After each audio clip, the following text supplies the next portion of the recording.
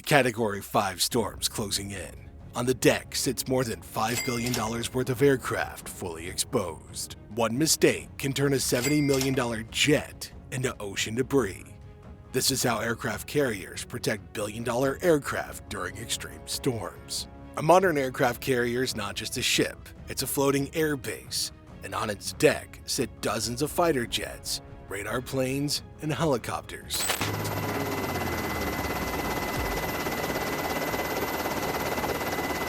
A single FA-18 Super Hornet costs roughly $70 million. A carrier can hold more than 60 of them, putting over $4 billion in aircraft on an open runway at sea, more air power than many countries possess. And yes, these aircraft live on a moving runway in the middle of the ocean, right where storms grow strongest. Hurricane season lasts for months. From early summer through late fall, carriers can't simply hide. They operate every day in every ocean, no matter the weather. What's dangerous isn't the storm itself, but what happens if preparation fails. The first layer of protection starts long before a storm appears on radar. Every aircraft on a carrier has a planned parking spot.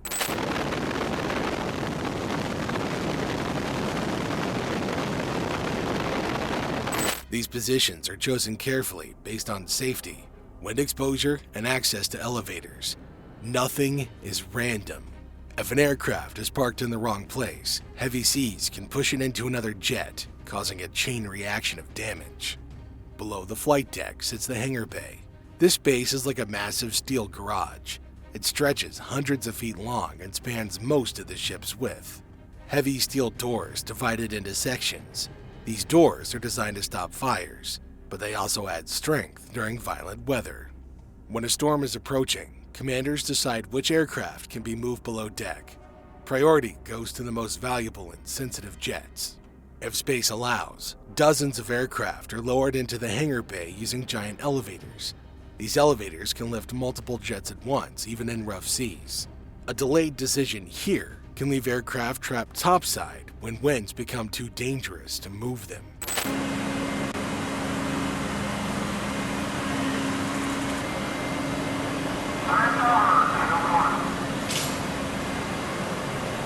Inside the hangar, aircraft are protected from wind, rain, and waves. Panels are closed, canopies are locked, and every surface is checked. Salt water can destroy electronics quickly, so sealing the aircraft matters as much as moving them. One unsecured panel can flood sensitive systems and ground an aircraft for weeks.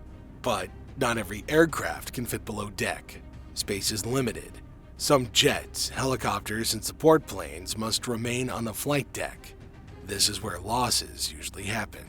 Aircraft on deck are held in place by chains, not ropes. These chains are heavy, solid steel. Each one hooks into strong points on the aircraft and locks into steel fittings welded into the deck. On calm days, jets use 4 to 6 chains.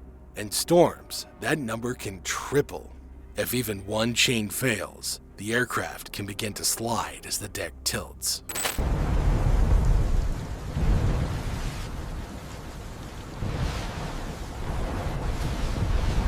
Chains are placed in a cross pattern, forward and backward, left and right. This keeps the aircraft from sliding in any direction. Every chain is pulled tight, then checked again. Slack is dangerous. One loose chain can turn a 30,000-pound aircraft into a rolling projectile. And this isn't just theoretical. In July 2022, an FA-18 Super Hornet was torn loose from the USS Harry S. Truman during heavy seas and fell nearly 10,000 feet into the Mediterranean. Investigators found the securing procedures had failed. Sailors who handled this work trained constantly. The deck crew wears colored jerseys that show their roles. Blue shirts secure the aircraft. Yellow shirts guide movement. Others handle fuel, safety, or rescue. During storm prep, these teams move with speed and focus. Winds are already rising. The deck is pitching. Rain reduces visibility. Every extra minute increases risk, but the work continues. Wings are folded to save space. Many Navy aircraft are designed with folding wings for this reason specifically. Folding reduces width and lowers the chance of contact during heavy motion.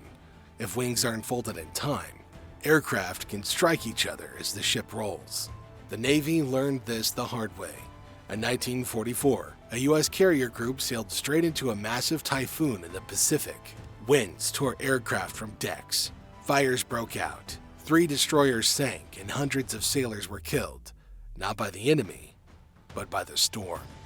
Because of disasters like this, modern carriers now used reinforced tie-downs, stricter weather thresholds, and mandatory storm drills. The carrier itself also fights the storm.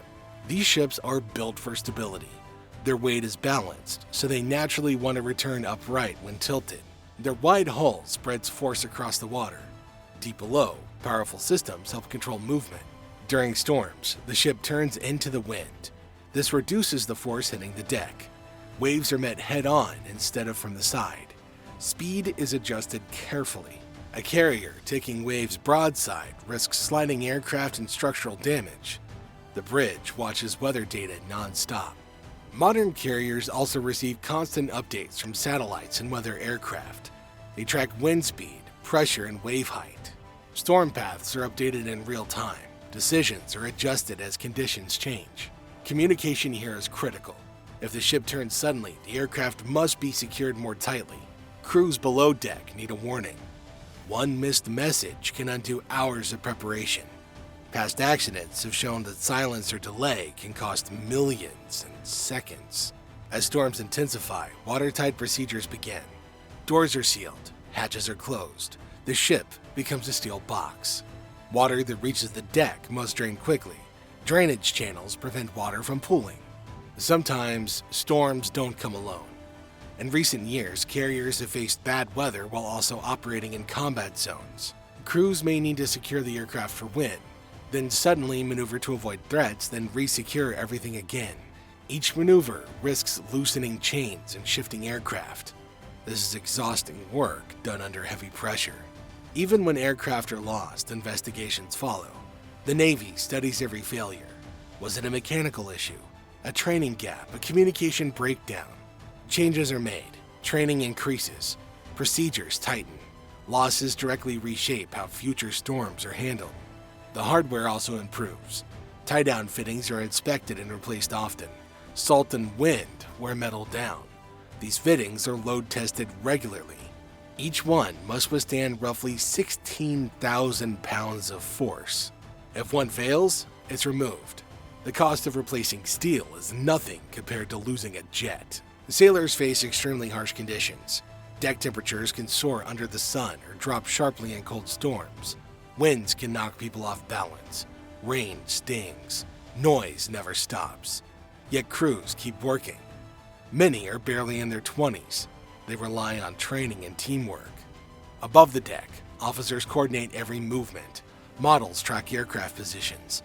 Checklists give actions. Final inspectors verify chains and locks. Skipping one check can cost $70 million in seconds. No step is skipped. After the storm passes, the work's not done. Aircraft are inspected for damage. Water intrusion is checked. Corrosion is cleaned. The deck itself is examined. Systems are tested before flight resumes. Only when everything is verified do operations continue.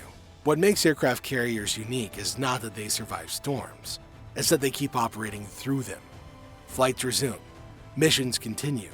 Readiness is maintained. Storm survival's not sheer dumb luck. It's planning, engineering, discipline, and people doing hard jobs correctly every time.